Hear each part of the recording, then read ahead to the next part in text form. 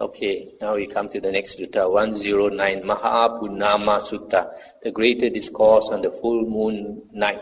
This sutta, I think, is also found in the Samyutta Nikaya, Samyutta 22, Kanda Samyutta 22.82. Thus have I heard, on one occasion the Blessed One was living at Savatthi in the eastern park in the palace of Megara's mother. Palace of Megara's mother refers to Visakha. On that occasion, on the Uposatha day of the 15th, on the full moon night, the Blessed One was seated in the open, surrounded by the Sangha of monks. Then a certain monk rose from his seat, arranged his upper robe on one shoulder, and extending his hands in reverential salutation towards the Blessed One, said to him, Venerable Sir, or Bhante, I would ask the Blessed One about a certain point, if the Blessed One would grant me an answer to my question. And the Buddha said, sit down on your own seat, monk, and ask what you like. So the monk sat on his own seat and said to the Blessed One, are these not, Venerable Sir, the 5 aggregates affected by clinging, or the 5 aggregates of attachment? That is, the material form aggregate or body affected by clinging, the feeling aggregate affected by clinging, perception aggregate affected by clinging, the volition aggregate affected by clinging, consciousness aggregate affected by clinging. And the Buddha said, these monks are the 5 aggregates affected by clinging. That is, the material form aggregate, the feeling, perception, volition, and consciousness. Saying, good Venerable Sir, the monk delighted and rejoiced in the Blessed One's words. Then he asked a further question. But Venerable Sir, in what are these 5 aggregates affected by clinging rooted? And the Buddha said, these 5 aggregates affected by clinging are rooted in desire, chanda, monk. Then he asked again, Venerable Sir, is that clinging the same as these 5 aggregates affected by clinging? Or is the clinging something apart from the 5 aggregates affected by clinging? And the Buddha said, monk, that clinging is neither the same as these 5 aggregates affected by clinging, nor is the clinging something apart from the 5 aggregates affected by clinging. It is the desire and lust in regard to the 5 aggregates affected by clinging that is the clinging there. But Venerable Sir, can there be diversity in the desire and lust regarding these 5 aggregates affected by clinging? There can be, monk, the Blessed One said. Here, monk, someone thinks thus, may my material form or body be thus in the future. May my feeling be thus in the future. May my perception be thus in the future. May my volition be thus in the future. May my consciousness be thus in the future. Thus there is diversity in the desire and lust regarding these 5 aggregates affected by clinging. But Venerable Sir, in what way does the term aggregates apply to the aggregates? Monk, any kind of material form whatever, whether past, future or present, internal or external, gross or subtle, inferior or superior, far or near, this is the material form aggregate. Any kind of feeling whatever, far or near, etc., this is the feeling aggregate. Similarly, any kind of perception whatever, any kind of volition whatever, any kind of consciousness whatever, whether past or future, whether past, future or present, internal or external, gross or subtle, inferior or superior, far or near. It is in this way, monk, that the term aggregate applies to the aggregates. What is the cause and condition, Venerable Sir, for the manifestation of the material form aggregate? What is the cause and condition for the manifestation of the feeling aggregate, perception aggregate, volition aggregate, consciousness aggregate? The 4 great elements, monk, are the cause and condition for the manifestation of the material form aggregate. Contact is the cause and condition for the manifestation of the feeling aggregate. Contact is the cause and condition for the manifestation of the perception aggregate. Contact is the cause and condition for the manifestation of the volition aggregate. Mentality, materiality is the cause and condition for the manifestation of the consciousness aggregate. Stop here for a moment. So the earlier parts, I think you can understand. Buddha says these 5 aggregates are rooted in desire. It's because of desire that they manifest. And the clinging is the clinging for the 5 aggregates. And this last part, the 4 great elements are the cause and condition for the manifestation of the material form aggregate. Rupa or matter is defined as the 4 great elements. So normally in the suttas it is said that when consciousness vijnana arises, it arises together with nama rupa. Nama rupa is mentality, materiality. So nama rupa arise with vijnana and sees, they always come together. They're like Siamese twins joined.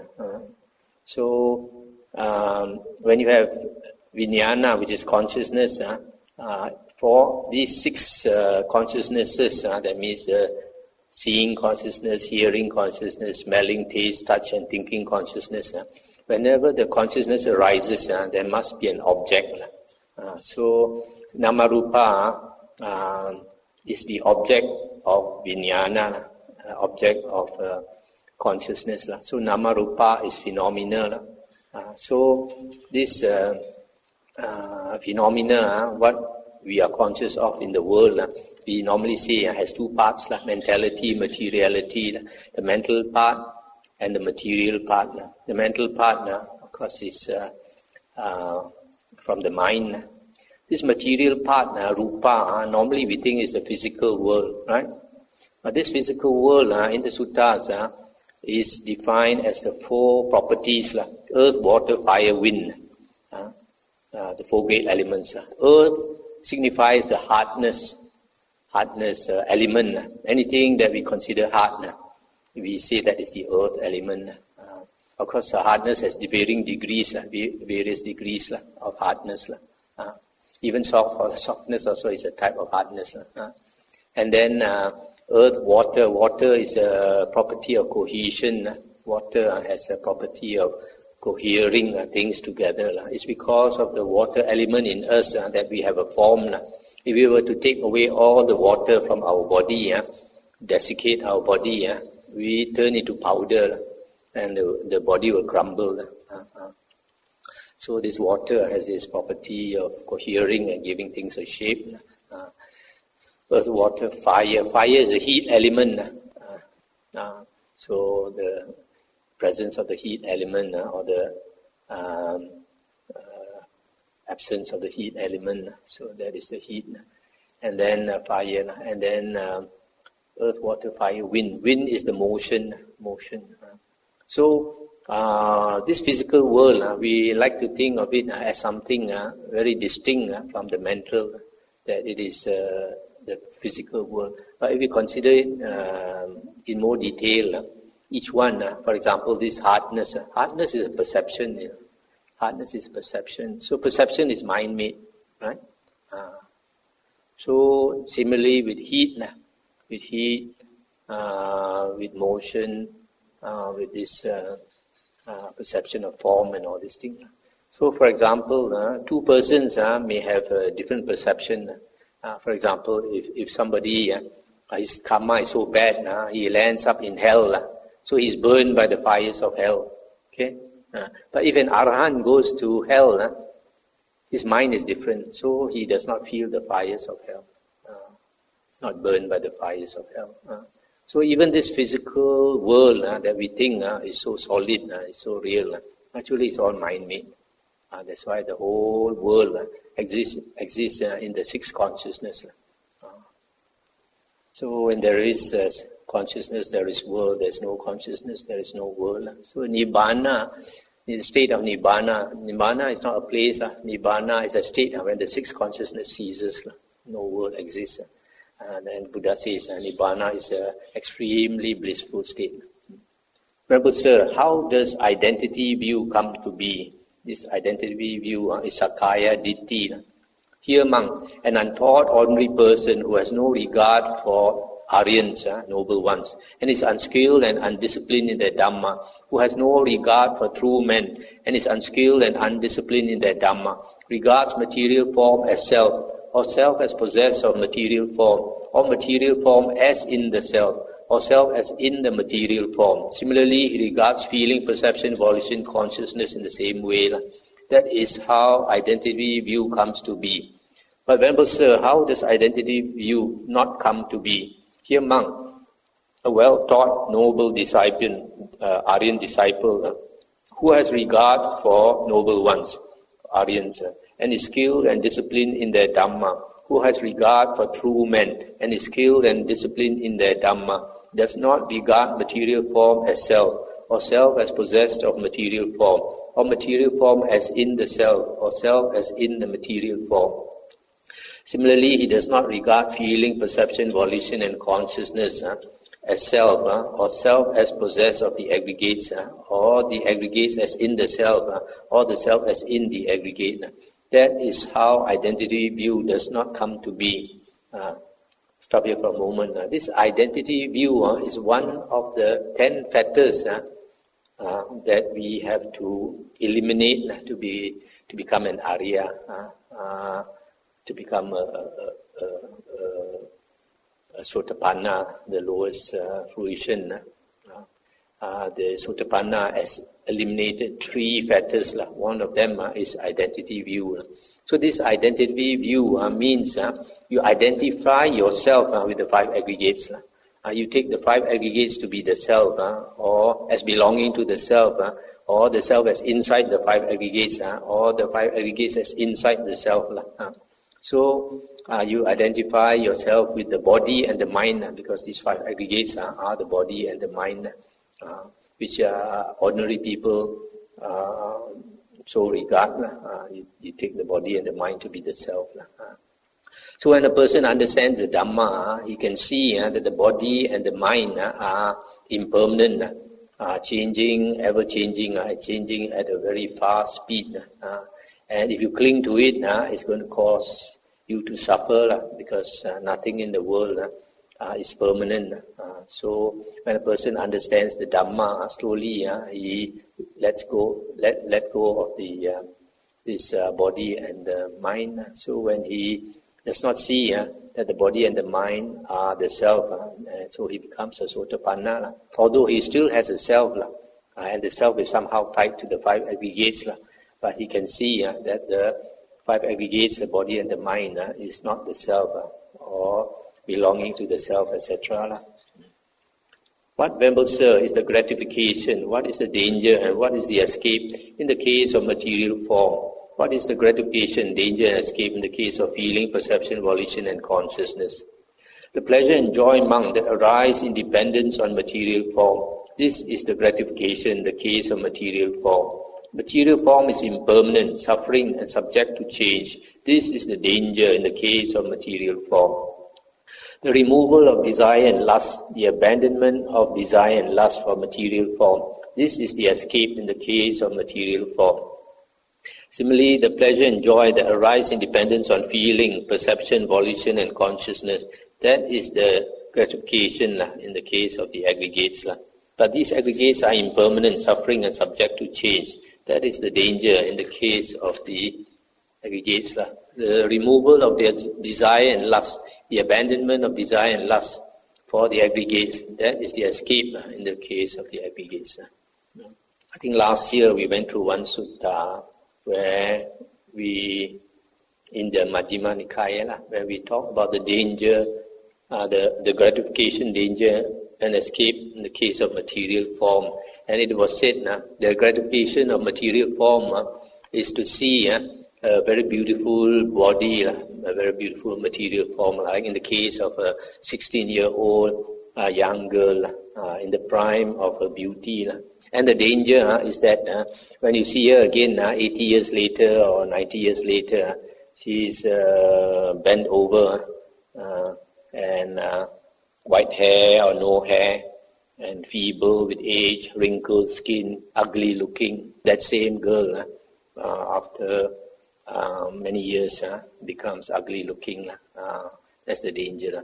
Or she gets cancer or something in the middle of her life, and then she's lying on her bed lying on her own excrement and urine, unable to help herself, and people have to feed her, clean her, and all these things. That is again the danger. And then the third case is that after this beautiful girl has died, suppose the corpse is 3 days old. You look at the corpse, it's smelly, bloated, blue-black, and all that. So this is the danger of material form. So things in the world are like that. When it's beautiful, we appreciate it, we want to cling to it, and then it changes. That beautiful girl becomes ugly, becomes a smelly corpse, and all this.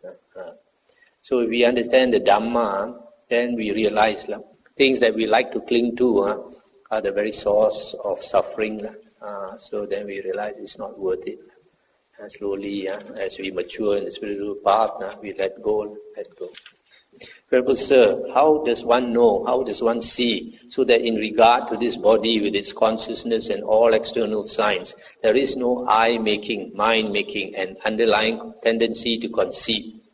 Monk, any kind of material form whatever, whether past or present, internal or external, gross or subtle, inferior or superior, far or near, one sees all material form as it actually is with proper wisdom thus. This is not mine. This I am not. This is not myself. Similarly, any kind of feeling, perception, volition, consciousness, whatever, whether past or present, internal or external, gross or subtle, inferior or superior, far or near, one sees them as they actually are with proper wisdom thus. This is not mine, this I am not, this is not myself. It is when one knows and sees thus in regard to this body with its consciousness and all external signs that there is no I-making, mind-making or underlying tendency to conceit. Sorry for a moment. So here the Buddha says we have to see that these 5 aggregates, any type whatever, whether past or present, internal or external, gross or subtle, inferior or superior, far or near, all types of aggregates are not mine, are not I, are not myself. So when one realizes this, then the tendency to conceit slowly we let go. Then in the mind of a certain monk, this thought arose. So it seems material form is not self, feeling is not self, perception is not self, volition is not self, consciousness is not self. What self then will actions done by the not self affect? Then the Blessed One, knowing in his mind the thought in the mind of that monk, addressed the monks thus: It is possible, monks, that some misguided man here, obtuse and ignorant, with his mind dominated by craving, might think that he can outstrip the teacher's dispensation thus. So it seems material form is not the self, feeling is not self, perception is not self, volition is not self, consciousness is not self. What self then would actions done by the not self affect? Now monks, you have been trained by me through interrogation on various occasions in regard to various things. Monks, what do you think? Is material form permanent or impermanent? Impermanent, Venerable Sir. Is what is impermanent suffering or happiness? Suffering, Venerable Sir. Is what is impermanent suffering and subject to change, fit to be regarded thus? This is mine, this I am, this is myself. No, Venerable Sir. Monks, what do you think? Is feeling, perception, volition, consciousness permanent or impermanent? Impermanent, Venerable Sir. Is what is impermanent suffering or happiness? Suffering, Venerable Sir. Is what is impermanent suffering and subject to change, fit to be regarded thus? This is mine, this I am, this is myself. No, Venerable Sir. Therefore, monks, any kind of material form whatever, whether past, future or present, internal or external, gross or subtle, etc. Similarly, any kind of feeling, perception, volition, consciousness, all should be seen as they actually are with proper wisdom thus. This is not mine, this I am not, this is not myself. Seeing thus, a well-taught noble disciple becomes disenchanted with material form. disenchanted with feeling, disenchanted with perception, disenchanted with volition, disenchanted with consciousness. Being disenchanted, he becomes dispassionate. Through dispassion, his mind is liberated. When it is liberated, there comes the knowledge, it is liberated. He understands birth is destroyed, the holy life has been lived. What had to be done has been done. There is no more coming to any state of being. That is what the Blessed One said. The monks were satisfied and delighted in the Blessed One's words. Now while this discourse was being spoken, through not clinging, the minds of 60 monks were liberated from the taints. That's the end of the sutta. This last part now is very important. You find this logic that the Buddha uses when the Aryan disciple understands it, then he let go and he becomes liberated. Namely, that the Buddha makes them see that these 5 aggregates are impermanent. And what is impermanent is a source of suffering. And what is permanent, a source of suffering and subject to change. It is not fit to regard it as mine or I or myself. So when they see this, then they let go, become disenchanted. The problem is, unless our body is very sick, it's very difficult to see this. But imagine one day, if you have cancer, you have terminal cancer, and your body, the cancer has run all over the place, and it's giving you a lot of pain, and it's breaking up. Then only that person will see really what the Buddha says. What is impermanent is suffering, and not fit to be regarded as I and mine.